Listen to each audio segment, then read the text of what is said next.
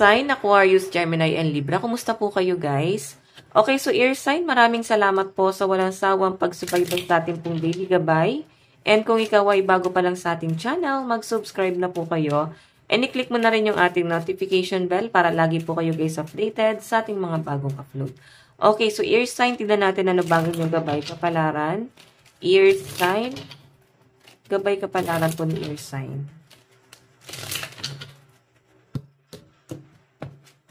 Okay, so yun guys, pasensya na wala tayo kahapon. Nabisi lang po ako sa ibang bagay. Okay, madami lang pong inasikaso. Okay? Ayan. Here's fine. So guys, meron tayong 6 of Spade, King of Heart, 2 of Spade. Actually guys, meron kang binabago sa sarili mo. Okay, yun yung pinapakita sa akin. Or maaaring sa relatives to, pwede sa mga kapatid, connection mo sa ibang tao, kamag-anak, kaibigan. May nakikita ko dito guys, improvement. Maaaring meron kang binabago or hinahabaan mo yung pasensya mo dito sa dalawang taong to. Dalawang tao kasi nakikita ko guys. Okay. Actually guys, nakita ko na pinipilit mong i-enhance yung sarili mo, i-improve yung sarili mo, or mag-focus sa sarili mo. Mag-focus doon sa yung stability, no? Focus ka doon sa kabuhayan mo. Yun ang nakikita ko, pero parang meron dito guys na parang pilit, no? Na binablock yung energy mo. Okay, ayan, no? So, siguro guys, ang kailangan mong gawin dito is ituloy-tuloy mo lang yung nasimulan mo. Huwag kang magpapadistract. Yung iba sa inyo, huwag nyo na guys isipin kung ano yung estado mo ngayon. Nang isipin mo ngayon is paano ka makakaalis doon sa conflict. Pero kung yung iba naman sa inyo, meron ka nang sinisimulan dito, sinasabi rito, yes, meron na pong improvement. Kahit pa paano, may nangyayari. Makikita mo yung resulta. So, ituloy-tuloy mo lang guys, kung tungkol naman to para sa'yo. Makakabuti sa'yo para sa future. So, tingnan pa natin guys, additional message.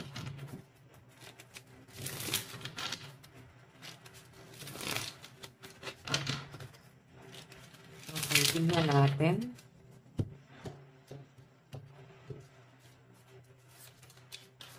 Additional message. Meron po tayong 9 of coins. Okay.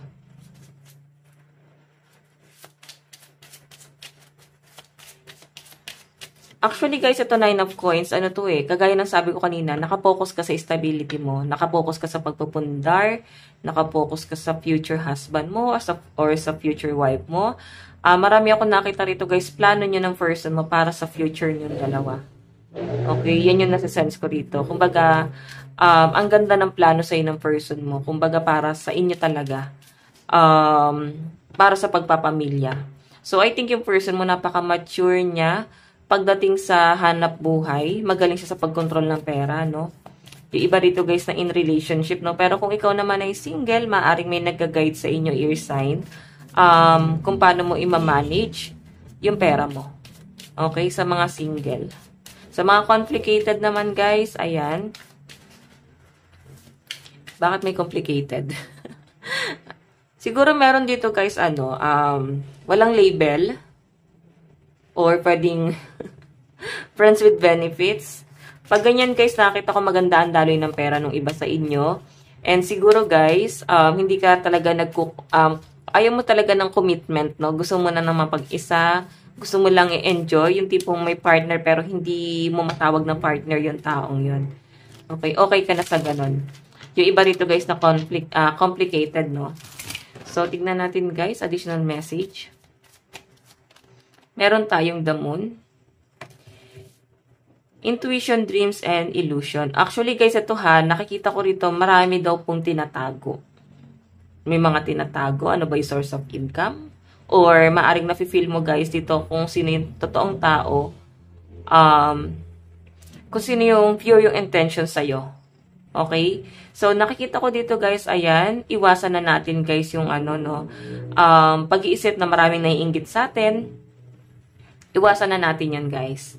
Baka naman kasi yung pinagdududahan natin, baka sila nag-gather na, no? Todo gather na sila para sa kanilang stability para sa kanilang future. Tapos tayo, tamang duda pa rin. Pwede nyo guys baligtarin yung energy. Tipong ikaw yung kayod ng kayod, nag-harvest ka na ng mga fruit of labor mo, yung mga bagay na pinaghirapan mo, tapos sila nandun pa rin, nagchichismis pa rin sa inyo. Okay, pwede nyo guys baligtarin yung energy. Tignan pa natin, meron tayong 9 of Wands. Okay, nakikita ko iba sa inyo, baka nagkakasakit na po kayo kakatrabaho. So, ang sinasabi dito is, pahinga rin kayo guys, baka naman ma-overfatigue kayo guys, no? Mahirap pag kayong katawan natin na sumuko, tapos tayo pa yung breadwinner. Okay, nakakalimutan ko yung words minsan na yan. Okay, so tingnan natin guys, pagdating sa inyong love life. Ayan, pasensya na sa mga sasakyan ko na dumadaan, tabing daan po kami kasi. Okay, pagdating sa love life mo, oops. Love life po ni Air sign. So, meron po tayong, diba? Ay no, reparenting yourself. Okay, siguro guys, ang kadil nyo is single mom or single dad or pwedeng ikaw ay single parent guys, no? Wala kang karelasyon. Baka ikaw ay nakapokus sa mga anak mo ngayon. Kasi ito guys, oh,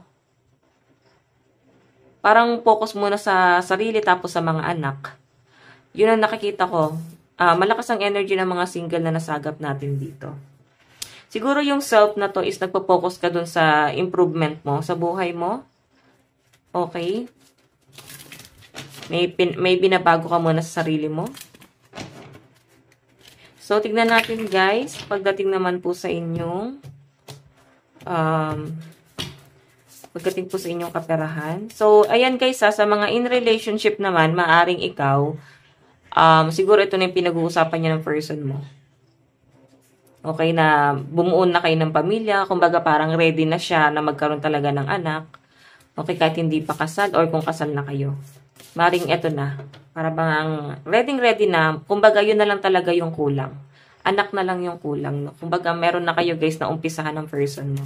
So, tingnan natin guys, pagdating po sa kaperahan, meron tayong the divine masculine. O, diba? Pagdating sa pera mo guys, nakikita ko yung pagiging workaholic mo. Nakikita ko yung paninindigan mo. Nakikita ko yung parang mayroon kang pinaglalaban, no, na wala na talagang makakapigil, wala nang titibag pa. Kumbaga, tuloy-tuloy na yung pag-improve ng mga ear sign, tuloy-tuloy na yung magandang daloy ng pera sa mga ear sign. So, ituloy-tuloy niya yan, guys, no? Kasi tignan nyo ha, Lion, Leo, energy. So, pag ito kasi guys lumabas, kumbaga para bang napaka-strong, magiging maganda na yung daloy ng pera mo. Okay, tignan pa natin pagdating sa inyong trabaho.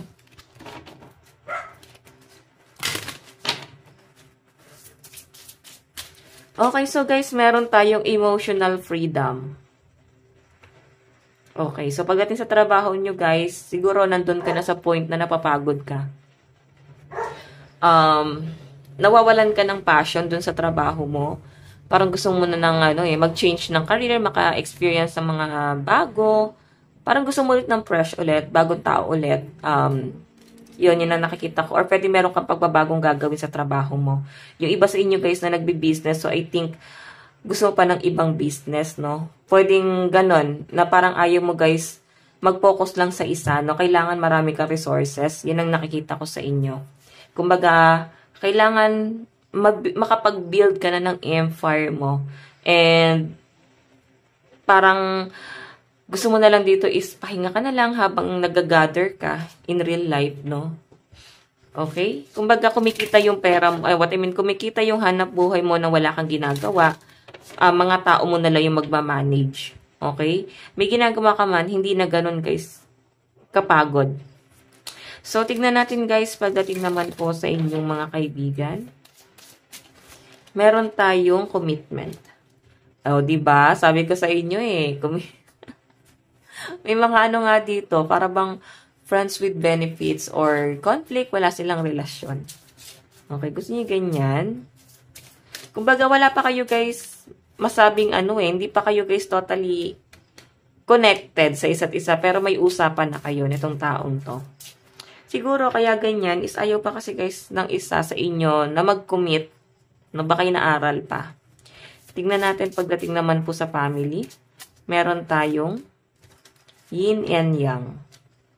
So, sa family naman guys, nakita ko ngayon sa'yo is natutuwa ka sa family mo. Okay? Kasi may give and take. Tapos, nauunawaan nila yung pinagdadaanan mo dito. And yung iba naman dito guys na may problema sa pamilya. So, siguro nahihirapan ka na ipaliwanag sa mga miyembro mo sa pamilya, sa mga kasama mo sa bahay na ito yung dapat gawin, ganyan-ganyan. Kasi baka ikaw yung breadwinner eh. Tapos sila guys, umaasa na lang sa inyo. Okay? Wala sila guys pinoprovide para sa inyo. Hindi sila guys nag-aambag. Kaya medyo nai-stress ka guys. Okay? So guys, ang lucky number mo is 25, 12, 13, 4, and 36. Tingnan natin ang inyong love advice. Kunin lang natin to. Okay. Ayan. At ganun yung ano ko. Love advice. So guys, meron tayong clarity. Take time to think about your situation to gain clarity. Okay. So, guys, nafe-feel ko rito para bang i-enjoy mo muna yung pagiging single mo.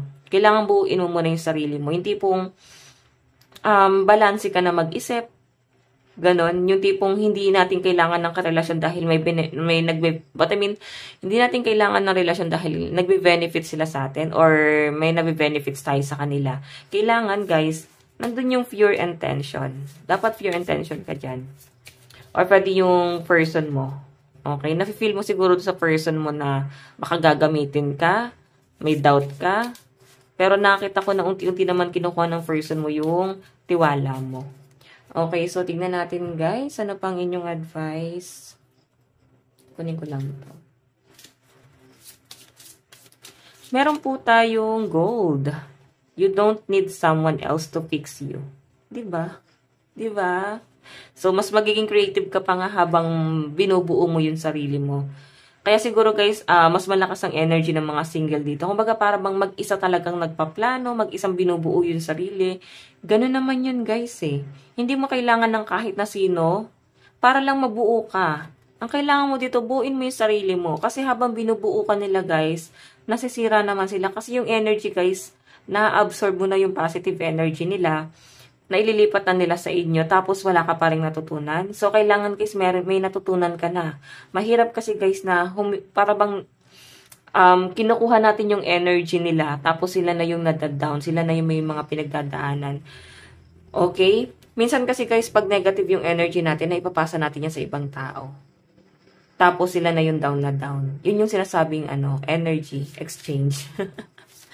Ayan. So guys, ito lang po ang inyong reading. God bless and love you all. Bye-bye po.